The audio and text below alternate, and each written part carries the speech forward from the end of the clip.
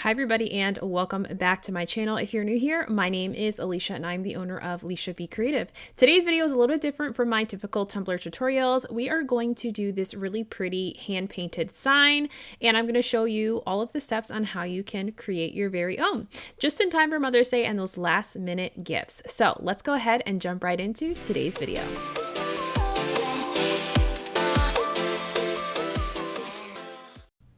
So we are starting with this little wood round that I picked up from Amazon. So I picked up a pack of 12 of these. They're just shy of 12 inches. So they're just a little under 12 inches big, but they are perfect for those like indoor sign needs. Perfect for like, you know, outside of a bathroom door, inside as bathroom decor, wall decor, just really simple, cute little wood signs that aren't going to break the bank. And you get like 12 of these in a pack. And I think I paid less than $20 for them. So perfect for any DIY crafts, including things that you can get your kids in on and doing. So the very first thing I am doing is I'm going to go ahead and base paint this with just a white acrylic paint. The paints that I love to use and the ones you're going to see me use in today's video are the folk art paints. I grabbed these from Hobby Lobby. They might also be available at Michael's. Those are just my two local craft stores.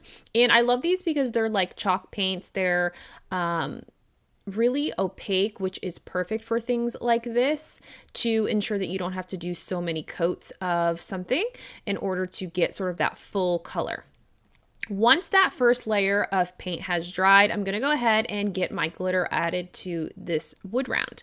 So starting with my glitter glue here, we are using One Coat Wonder from Callan Grace Designs. I'm going to give myself a really generous amount of glue all over this. And you're going to see me go back in for another round of glue because I really want to make sure I get my edges really coated in glue as well. So I don't want to I want to make sure rather that all of the glitter sticks down really nicely, especially because I'm not going to use a fine glitter here. I'm going to use a chunky glitter. So I want as much of those chunky glitter pieces to stick to this wood round as possible.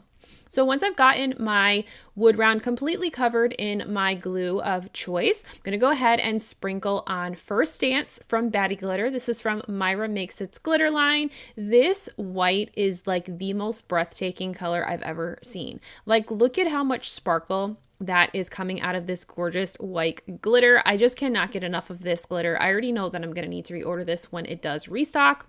So definitely, if you haven't already, grab up this glitter color. It's perfect for anything that you need and has so much sparkle. So once the glitter layer is applied, I'm going to go and press down all of the chunky glitter with a bit of some parchment paper. So the reason why I'm, smushing this down is because this is chunky glitter and I'm going to have some potential issues with needing to do sanding, which you already know I don't enjoy. I don't enjoy sanding, so I want to make sure that the coat of epoxy that I add to this is going to go down smooth and I'm not going to have so much sanding to need to do after my coat of epoxy. So it kind of just helps me cut down on that, makes all the glitter lay flat to ensure that I get a really easy application of epoxy onto this wood round. So now that that has dried, I did allow this to dry for a couple hours. I just moved on to other projects before adding my coat of epoxy to this. So I have placed this on top of a large paint can that I have just lying around. I just taped it to the top of that. And we're going to go ahead and apply our epoxy. So I am using Flynn Sisters Supply Shop Artist Cure epoxy. And I ended up mixing up 120 mLs of epoxy, and I should have known that that was way too much epoxy. I don't really know what I was thinking, honestly. I just was going with the flow and having the time of my life in my craft space, and I kind of just was not paying attention.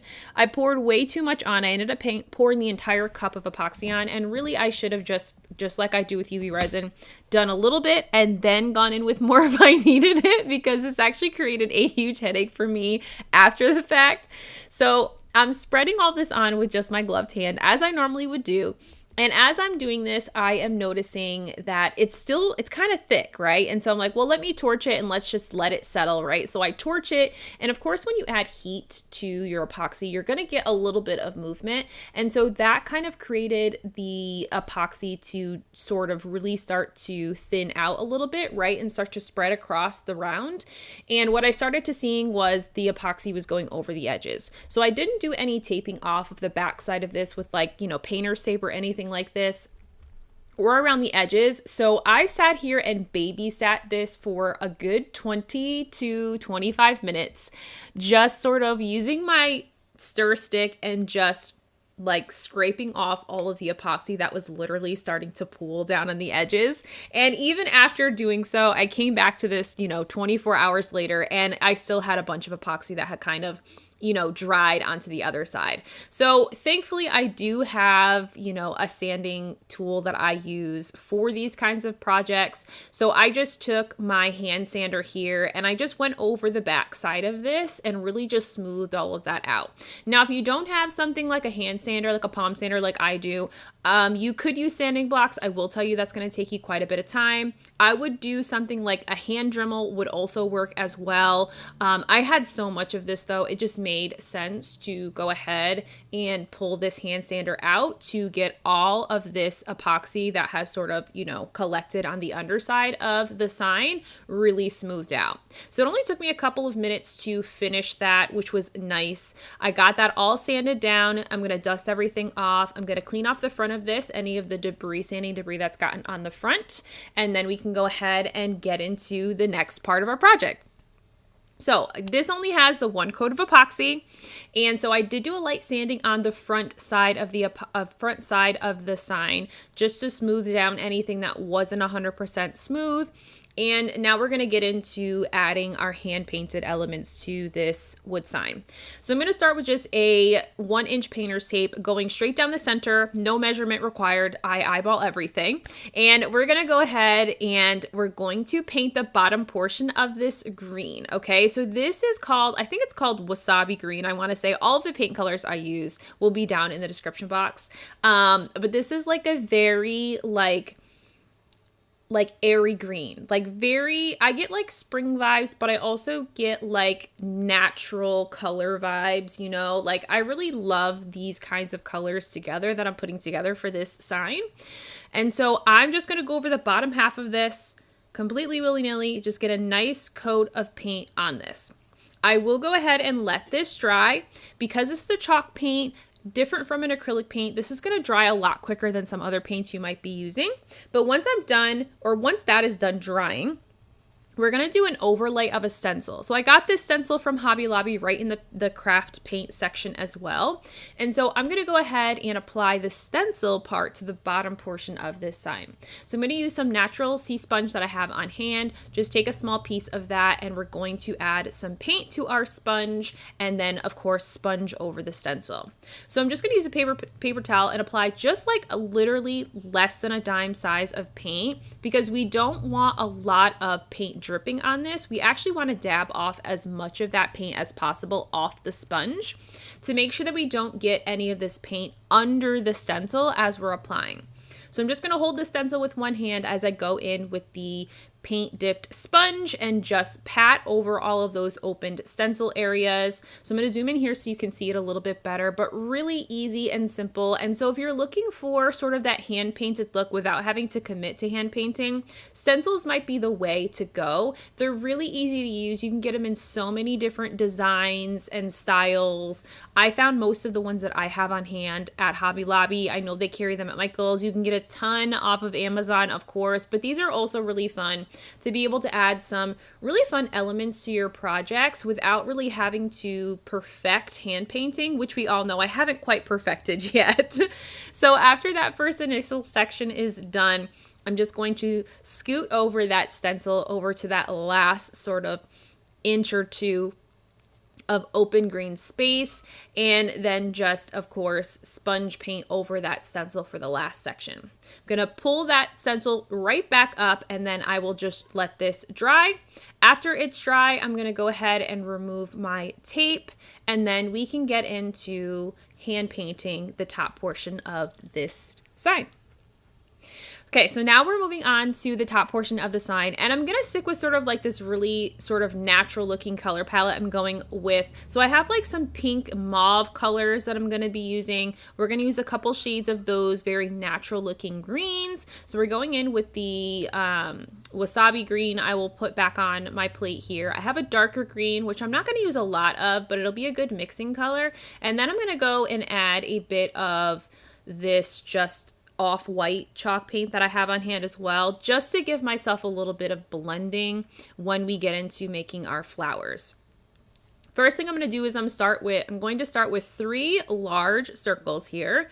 This is kind of where you're going to kind of decide where you want your flowers to go. So I'm going to go with sort of like that rose looking flower that you can do hand painted. I've done a tutorial with this on a cup, and I'm going to treat this the same exact way. So I'm starting with the large, circular painted section, and then I'm going to go in and add some of those C shapes. So you're going to see me do this entire flower in just like these different like C shape marks, if you will, all around.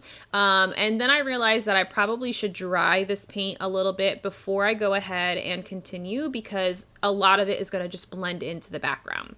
So I dried all of the flowers, the large flowers, and then I went back in with that off-white, getting a little bit of that pink back on there as well, and just started to create these sort of like petal-like shapes, okay?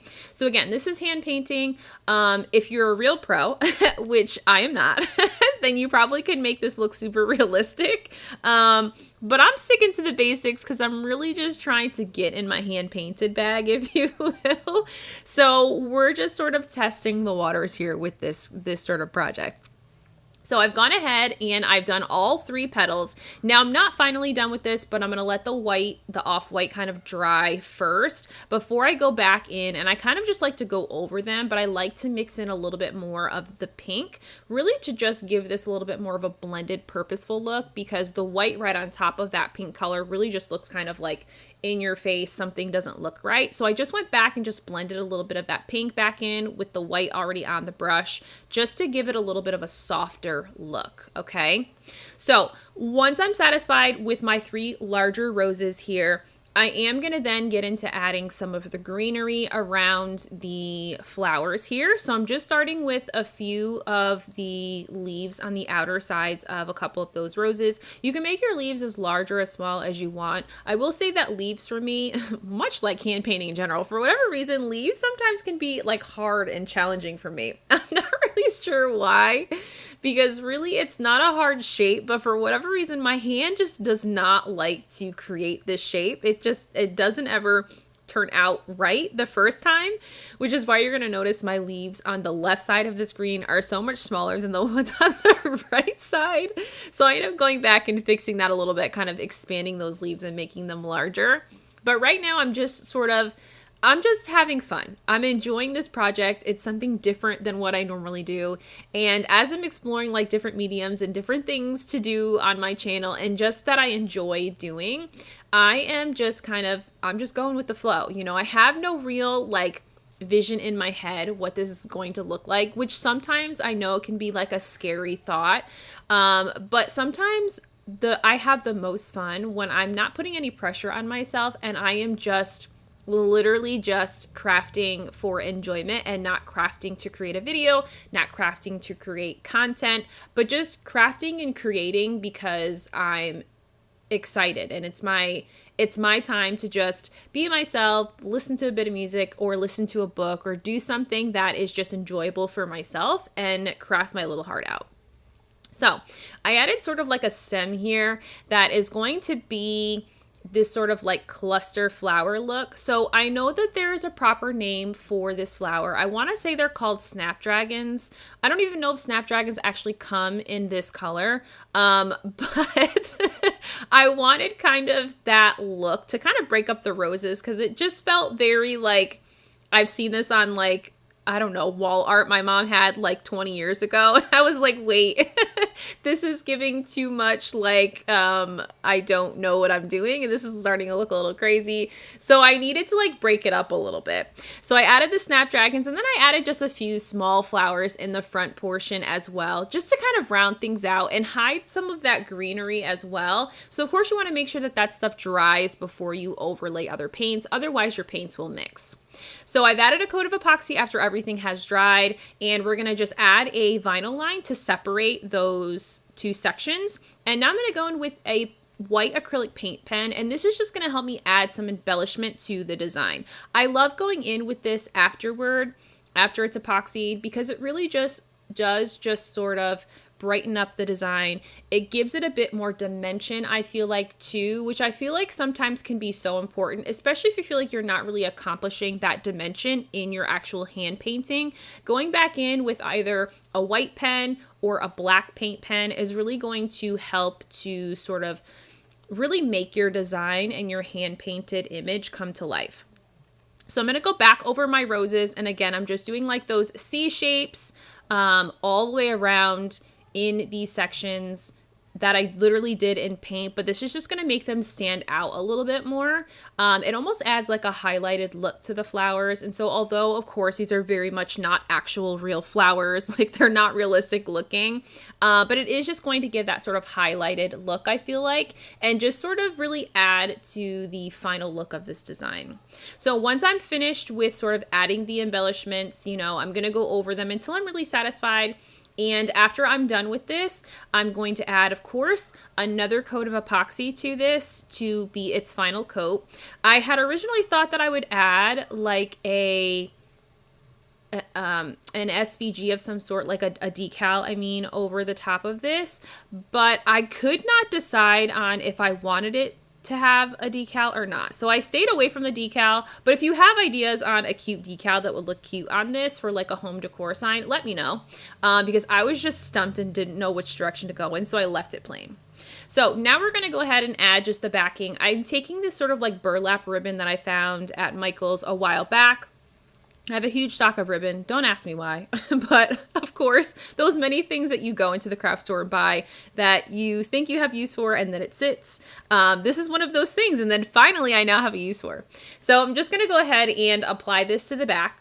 I thought that this was kind of like the perfect ribbon for this sign because it just goes with those sort of natural colors, home decor kind of look. And so I'm just going to get this applied with some hot glue. I will then come back and staple it as well along the back side, but I wanted to secure the ribbon first because you're actually seeing me do this before I added the final coat of epoxy, and so I didn't want the staples to create any unevenness to the actual sign when I was going to epoxy, since I'm going to epoxy at flat level on my table versus on top of the paint can like I originally did.